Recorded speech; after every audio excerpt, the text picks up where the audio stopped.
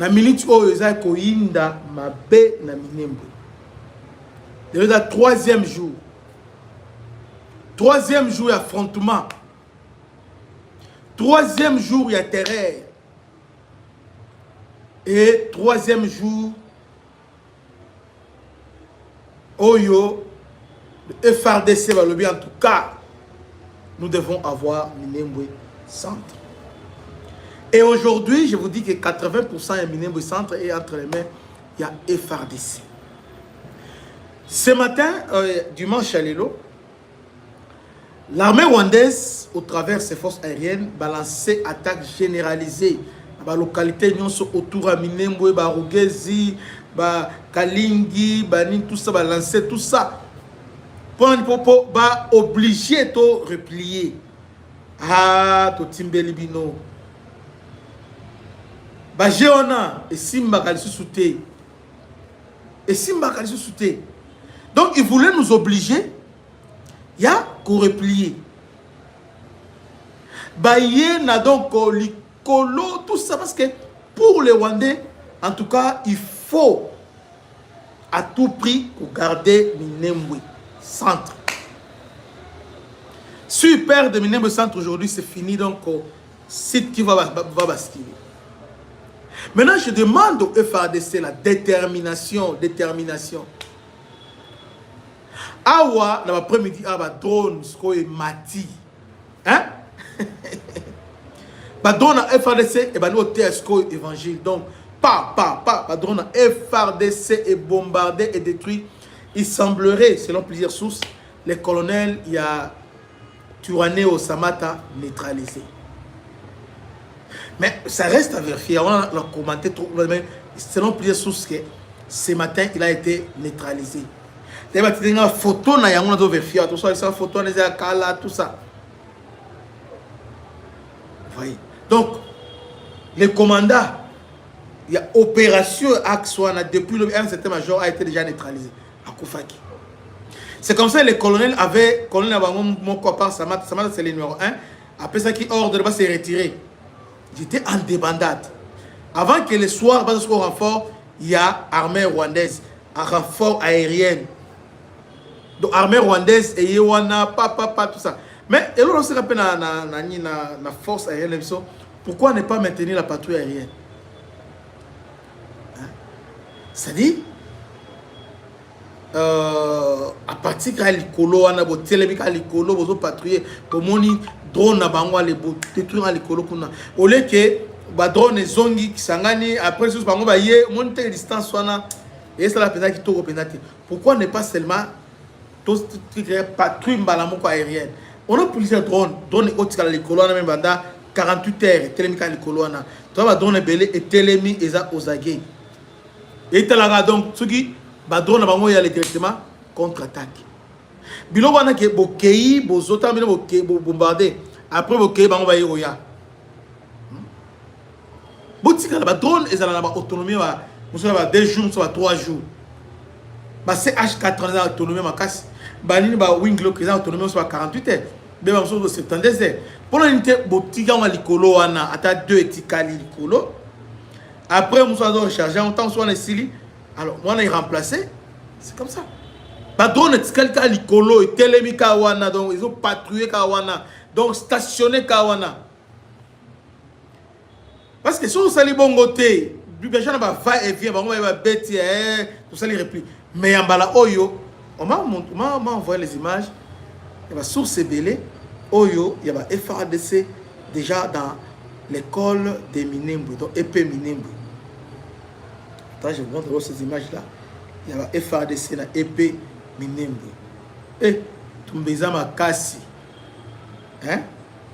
Pango ansaki nzita mino.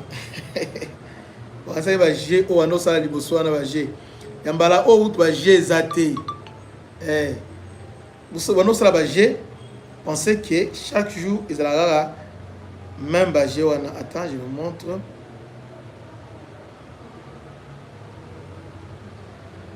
Voilà.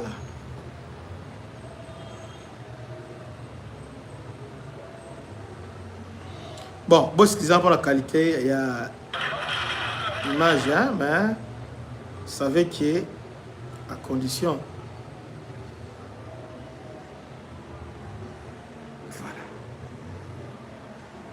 Voilà. Là, ils sont déjà dans Minembo.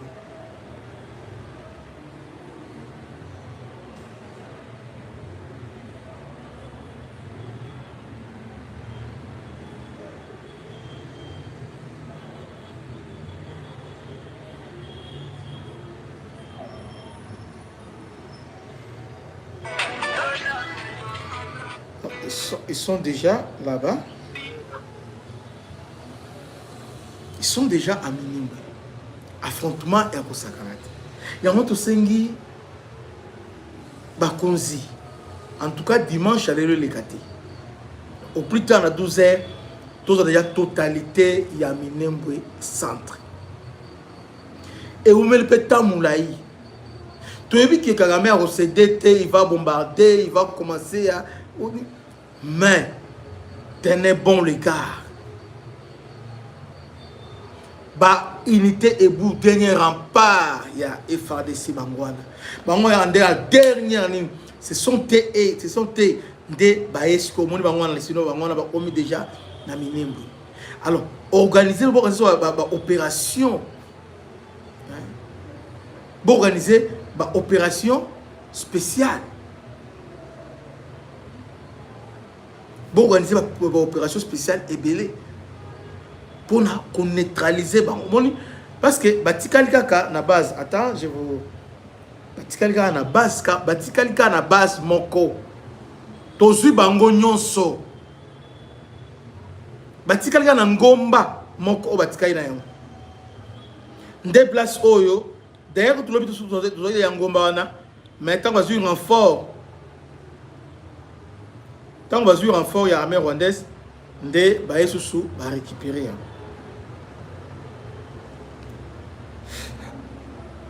Alors, le Hugo,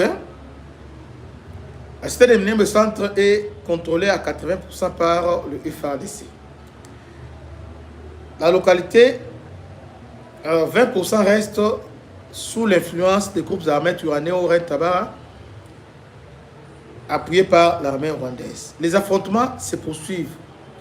Les rebelles ayant maintenu leur position, notamment leur base principale située à Kitavi et Zangomba, à Kitavi. De leur côté, les forces loyalistes, les FARDC et les Wazalendo, se disent déterminés à libérer cette entité stratégique considérée comme les dernières bastions, dernières bastions des rébellions dans les hauts plateaux de Fizi, Mwenga ou Sud Kivu. Bravo. Bravo. Donc, est-ce que quelqu'un a ngomba moko ndebisika bazo pilonné? Ya wana sengi sikoyo soki toko lancer ba offensive mos l'année kuna. Hein? Ba drone ben ne tout na point zéro. Même 4 drones au télémission wana et ba troupes au sol bazo kota. Ces gens ne vont pas résister. Pourquoi vous tirer les choses à la longueur? Vous tirez ma bozo ben dans ma milaï pour nani? Pourquoi bozo ben dans ma milaï? Il faut récupérer Minimbe Centre. Il faut récupérer Minimbe Centre. C'est fini, les restes maintenant et cause là. De facto, la conséquence logique, ils ont quoi passé par là. Yangomoko. Toko simba yangote. Yangomoko. Mais bravo aux gars, en tout cas, vous faites du bon travail. FARDC, on ne peut pas les critiquer parce que le travail, peut-être au niveau de le niveau commandement des mois, mais au niveau militaire, ah, ils ont passé. Et ils ont passé. Donc nous avons une armée. Black T. Désormais, nous avons une armée. Il y a une guerre à Minimbe. Quand on parle de Minimbe, les gens pensent que nous sommes en train de blaguer. Bon, et ça va jeter. Et ça va jeter. Parce que sur Minimbe, le papa, il quoi il y a Kalemi. oh Kalemi, Ovira, et ben maman on est bandi.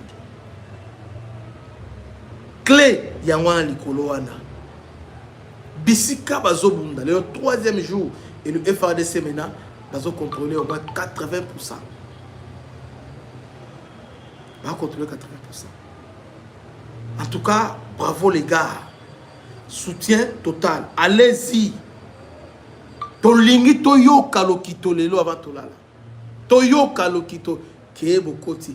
Bandeko bo liker, bo partager. Oso otie like, ou partager.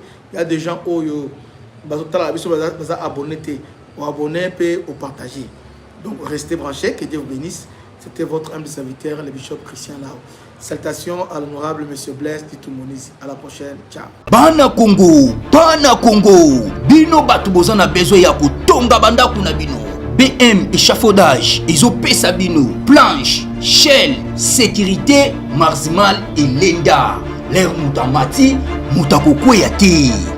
Yabiso, ezala ba norme européenne. Yabiso ezala ba chinois te, ya ba indien te, ya ba libanais te. Un bus sera mis à votre disposition. BM échafaudage. Plus de 3500 mètres disponibles. Contact. Maman Nangaye. Du nouveau à Kinshasa. Place Yassur. Les amoko na immeuble Emma. Des arabes normes. Standard. International. Ekoyamba. Batu nyonso. En famille, en couple. Salon VIP. Et salle à manger, salle de bain confort et magistral et des chambres à coucher, cuisine ya kafou. Sécurité, ils ont assuré. Connexion internet illimitée, Facebook, TikTok, WhatsApp. Et à Ophélie, groupe électrogène 24h/24h. Courant et Kendakate. Na immeuble Emma. Notre adresse dans la commune de Kalamou, quartier Yolosi, avenue Balinga, numéro 9. Soyez les bienvenus. Immeuble Emma.